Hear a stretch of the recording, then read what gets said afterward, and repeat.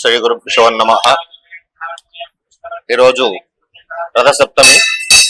ఈరోజు ఈ సంవత్సరం ప్రత్యేకమైనటువంటి విశేషం ఏంటంటే ఆదివారం రోజున ఈ రథసప్తమి, ఈ రెండు కలిసి చక్కటి విశేషము.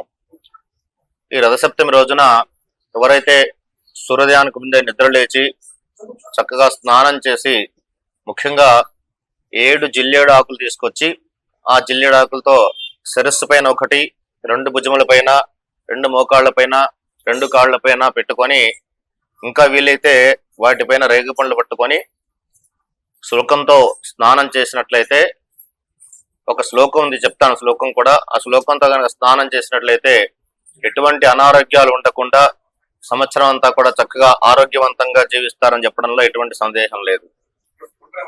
అయితే ఈ సూర్యనారాయణ స్వామికి ఇష్టమైనటువంటి రోజు కాబట్టి ఈ రోజున ముఖ్యంగా స్వామి వారికి మెత్తడుగా ఉండేటువంటి పదార్థాలు నైవేద్యం పెట్టాలి.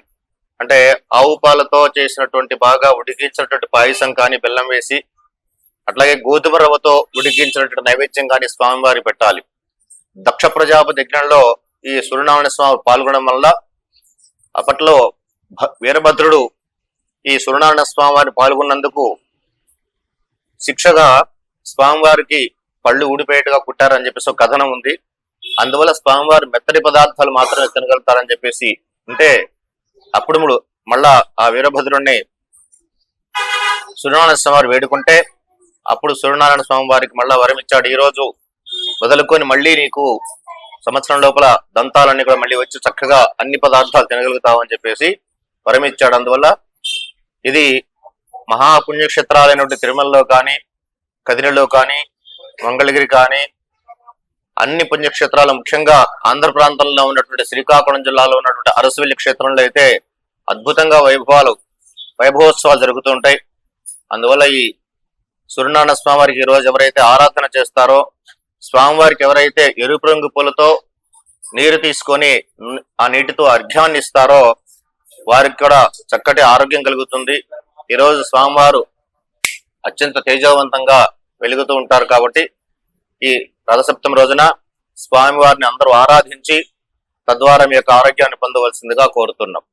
శ్రీలక్ష్మీ వల్లభారంభాం మిఖనోమణి మధ్యమాం అస్మదాచార్య పర్యంతాం వందే గురు పరంపరాం.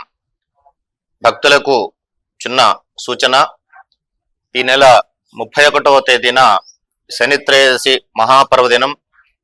ఆ రోజున ఎవరైతే శని దోషం ఉన్నటువంటి రాసుల వారు ఉన్నారో వారు శనీశ్వరునికి తిల తైలాభిషేకం అంటే నువ్వుల నూనెతో అభిషేకము, నువ్వుల నూనెతో అర్చన, నలుపు రంగు వస్త్రము సమర్పించటము, అట్లాగే నువ్వులతో చేసిన పదార్థాలు నైవేద్యం పెట్టడము, అట్లాగే నల్ల నువ్వులు, నలుపు వస్త్రము, శనికి సంబంధించిన వస్తువులు నెయ్యి, నూనె, ఉప్పు ఇటువంటి వస్తువులు దానం ఇవ్వడం వల్ల ఎంతో కాలంగా పట్టి పీడిస్తున్నటువంటి శని దోషాన్ని తొలగించుకోవచ్చు.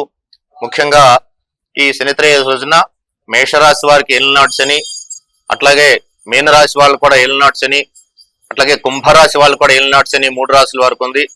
ఈ 3 రాశుల వారు ఆ రోజు తప్పనిసరిగా తమ దగ్గరలో ఉన్నటువంటి నవగ్రహాల దగ్గరికి వెళ్లి శనీశ్వర భగవానుడికి ఈ కార్యక్రమం చేయించుకొని శని దోషం పోగొట్టుకోవాల్సిందిగా విజ్ఞప్తి. అట్లాగే సింహరాశి వారికి అష్టమ శని వల్ల అనారోగ్యం కలుగుతూ ఉంటుంది మాటికి. అందువల్ల సింహరాశి వారు కూడా ఇది చేయించుకోవాలి. అట్లాగే ధనుస్సు రాశి వారికి అర్ధాష్టమ శని. ఈ ధనుస్సు రాశి వారు కూడా ఈ స్వామివారి కార్యక్రమంలో అంటే ఈ శనీశ్వర భగవానుడి యొక్క కార్యక్రమంలో పాల్గొని, అట్లాగే శనీశ్వర భగవానుడికి ఆ రోజున జరిగేటువంటి మీకు దగ్గరలో ఎక్కడ దేవాలయాలను వెళ్ళి ఆ రోజు శనీశ్వరుడు సంబంధించిన వస్తువులు దానం ఇచ్చినట్లయితే అద్భుతమైన ఫలితాలు వస్తాయి. శనీశ్వరుడు అనే ప్రభావాన్ని తగ్గించి మళ్ళీ ఇటువంటి శని దోషాన్ని తగ్గిస్తూ ఉంటాడు. మళ్ళా ఈ శనిత్రయోదశి జూన్ 13 వరకు లేదు. అంటే ఈ సంవత్సరం ఉగాదికి ముందు ఈ సంవత్సరం చివరిది. ఉగాది తర్వాత మళ్ళీ మనకి జ్యేష్ఠ మాసంలో వస్తుంది ఇది. కాబట్టి భక్తులందరూ కూడా ఈ శనిత్రయోదశి రోజున ఈ శనీశ్వర భగవానుడికి అభిషేకము, అర్చన మొదలైనవి చేయించుకొని స్వామివారి ఆశీస్సులతో చక్కటి ఫలితాలు పొందవలసిందిగా విజ్ఞప్తి.